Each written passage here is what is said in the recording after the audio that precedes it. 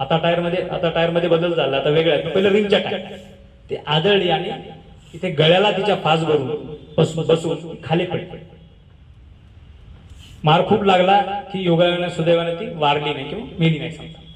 तर ते बांधण्यापेक्षा समोरच्यांनी जसं हेल्मेट घातलं पाहिजे तसं मागलच्यांनी सुद्धा हेल्मेट घातलंच पाहिजे असा नियम आहे सर आपल्याकडे आहे. मागच्यांनी सुद्धा हेल्मेट घातलं पाहिजे हा एक विषय. दुसरा विषय, आता जे मुलं आहेत तिथं सगळे, त्या मुलांना एक विनंती करतो, तुम्ही घरी वाढदिवस करता तुमचे कोणाचे पण, आता तुम्ही तुमचा वाढदिवस असले पप्पांना सांगता केक घेऊन या, घेऊन या, करतात सध्या तो काळच आहे, वाढदिवस करतो आपण. पण तुमचा वाढदिवस साजरा करत असताना पप्पांकडे हट्ट करा, पप्पा मी वाढदिवस साजरा करेन किंवा करणारही नाही कदाचित पैसे नसतील तर, पण माझ्या वाढदिवसातून माझा वाढदिवस साजरा न करता त्याच्यातून तुम्ही तुमच्या डोक्याला हेल्मेट घ्या. काय म्हणाल तुम्ही?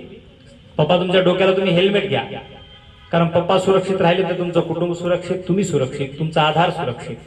तुम्हाला शिकून पुढे मोठं व्हायचं असेल तर त्यांनी सलामत राहणं खूप आवश्यक आहे. त्यामुळे हेल्मेट वापरलं पाहिजे. किंवा काही लोक हेल्मेट वापरतच नाही, असून सुद्धा वापरत नाही, त्या ग्लासला लावून ठेवतात, जाऊन द्या तसंच जातात, त्यांचा ऍक्सिडेंट होतो. सिग्नल वरती खूप धावपळ असते लोकांना. आता मी पाहतो समजा 5 सेकंद बाकी आहेत, थोडे थोडे पुढे सरकतात.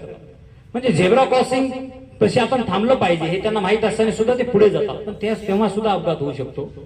तर एकंदरीत प्रादेशिक परिवहन कार्यालयाचे अधिकारी, आता एवढे अधिकारी 50, 60, 70 अधिकारी अहोरात्र मेहनत घेत आहेत नांदेड जिल्ह्यामध्ये.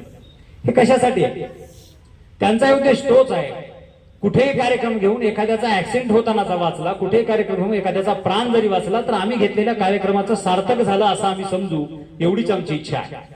तुम्हाला कोणाला दुखापत होऊ नये, तुमच्या घरातलं कोणी मृत्युमुखी पडू नये, तुमच्या डोक्याला कुठला आघात होऊ नये. कारण जेव्हा घरावर अपघात होतो तेव्हा अपघात झाल्यानंतर घराची स्थिती खूप गंभीर असते. मानसिक माणूस खचला जातो, शारीरिक खचला जातो, आर्थिक खचला जातो आणि सामाजिकही खचला जातो.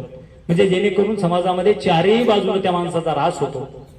मग अशा काळामध्ये जर आपण प्रवास करताना हेल्मेट वापरला, त्यानंतर दुसरा एक उद्देश सांगतो, दररोजच प्रवास करणाऱ्या लोकांनी एक दिवस प्रवासाचा उपवासच केला पाहिजे. म्हणजे की आज मला कुठं जायचंच नाही, बस टाळणार, कुठं जायचं तर चलत जाईल, मी आज गाडी वापरणार नाही.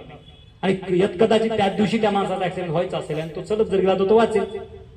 त्यामुळं प्रवासाचाही उपवास आपल्याला करता आला पाहिजे. एरवी आपण 1000 देवांचा उपवास करतो ना, ह्याचा त्याचा ह्या देवाचा, तर प्रवासाचा उपवास करता आला पाहिजे.